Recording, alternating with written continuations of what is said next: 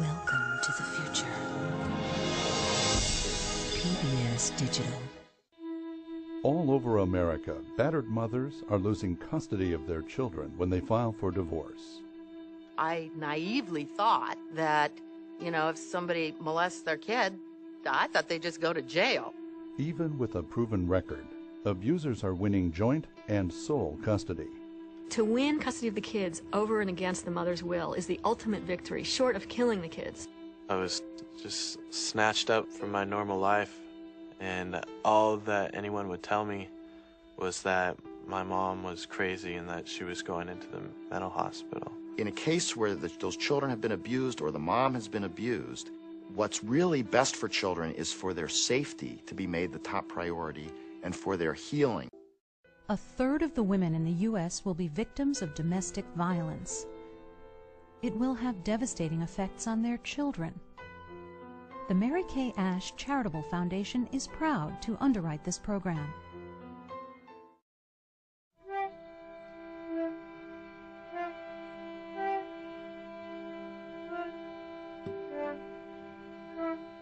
I know that there are organizations who are out there and advocates who are supporting each other. I'm more action-oriented, and I can't settle down, and it's the only way I think that I can even find healing, even though you can't be healed until you're on the other side of the fence. It's a way of keeping me going, is doing something. And mothers are never prepared for their children to disclose sexual abuse.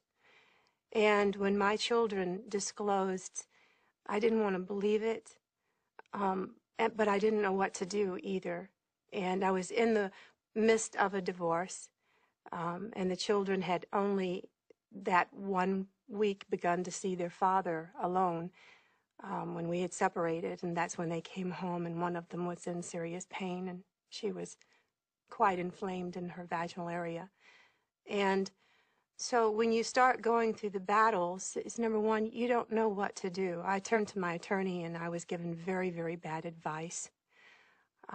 I turned to the courts through my attorney, and I found that the more my children disclosed, the more the court didn't want to believe that my children had been abused. They believed their father instead, and they took the children away from me totally. It's been 4 years and 3 months since I've even seen my children.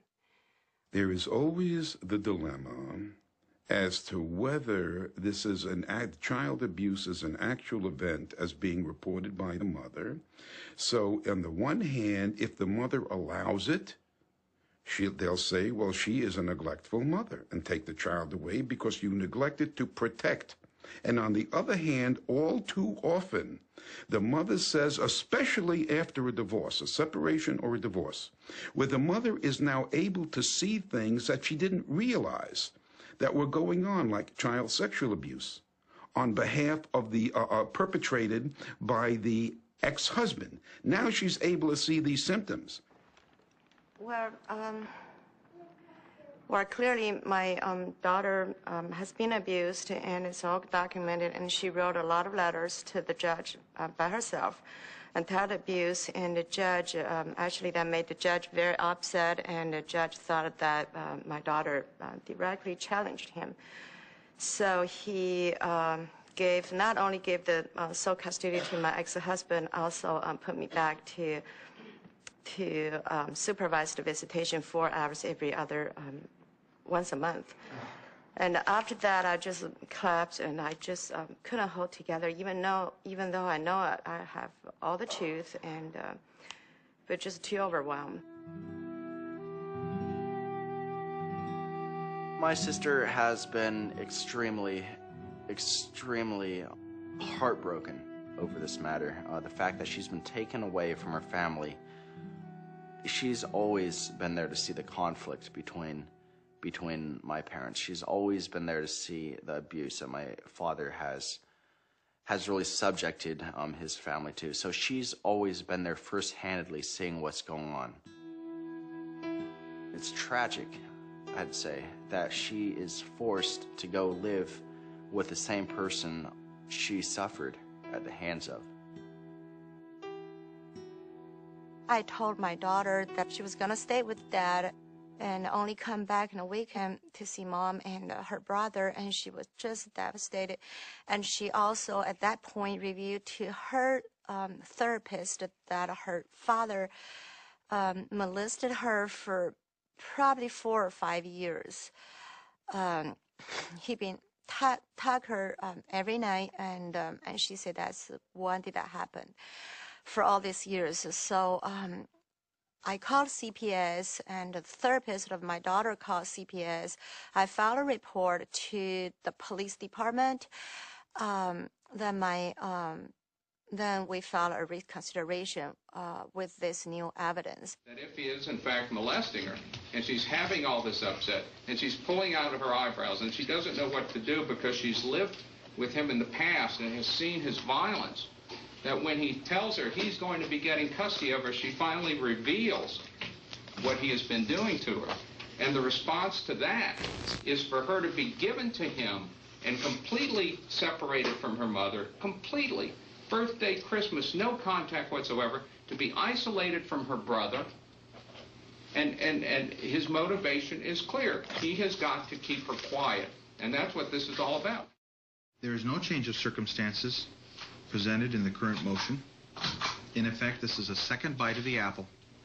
Commissioner basically said the sexual abuse allegation is suspicious because the time-wise, and why didn't the child review this before?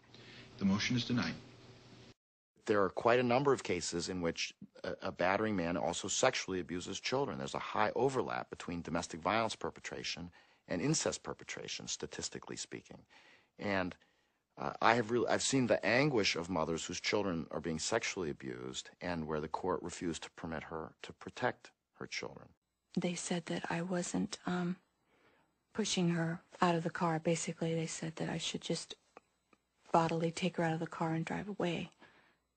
And at that point, they got it in motion to start this parental alienation syndrome that they charged me with. Parental alienation syndrome is a theory that was invented by a man named Richard Gardner. He said there is a syndrome called parental alienation whereby the custodial parent, who is usually the mother, is trying to alienate the children from the father. And she's doing it by raising these false abuse allegations. If you have a child who is reluctant or refuses to visit a parent, or who makes complaints that the other parent is abusing them and refuses to go to visitation, the cause of that is the mother doing things to sabotage the relationship with the father. Gardner's research has been thoroughly debunked by the American Psychological Association, and every other credible scientific expert that has looked at his work has said that there's no scientific validity to it. But they have acknowledged that nonetheless the courts are interpreting the facts in front of them in this light. And so if a mother comes into custody court and says, the father battered me and is putting the children at risk, or has even abused the children, the immediate response is, she's alienating. This is called parental alienation, Your Honor. She's just trying to alienate the children from the father. This is what mothers do. What we know statistically is that several studies have found that 75% of contested custody cases, 75% of those cases have a history of domestic violence. What that tells you is, if you're a judge and you're sitting on a contested custody docket, don't be surprised when abuse is brought up. There are dozens and dozens who will all agree with me that this junk science called parental alienation syndrome has been responsible for so much harm. And yet I am aware every day of judges basing decisions on this, and psychologists using this as knowledge and making recommendations to judges because of this junk science, and it is appalling and responsible for so much harm. Well, our grandmother believed me, but, the rest of the world thought he was just this very respectable, perfect person who was this big lawyer, and he was in the, in this club, and he went to church every week and everything, and to everybody else thought he was this perfect person with a perfect family that was really nice, and he was nice to his family and everything. Much more often than not, an abuser is someone who comes off well when he's talking to people outside the family. He knows how to present himself as a calm, reasonable person. Often he's actually quite skilled at presenting himself as a victim of an unreasonable or vindictive or hysterical woman.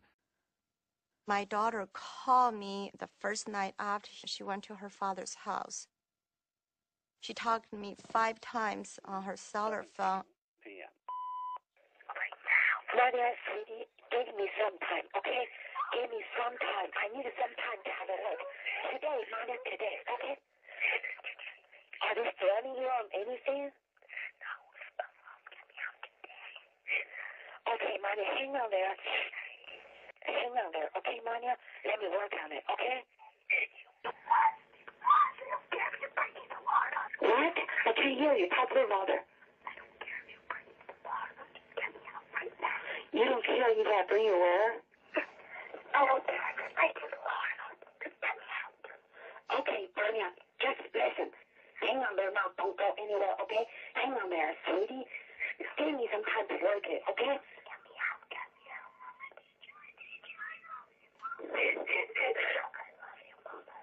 I love you, sweetie. I'm working you out there. Okay, Manya, hang on there. You're fine, Manya. You know what, Manya? I know you're not fine.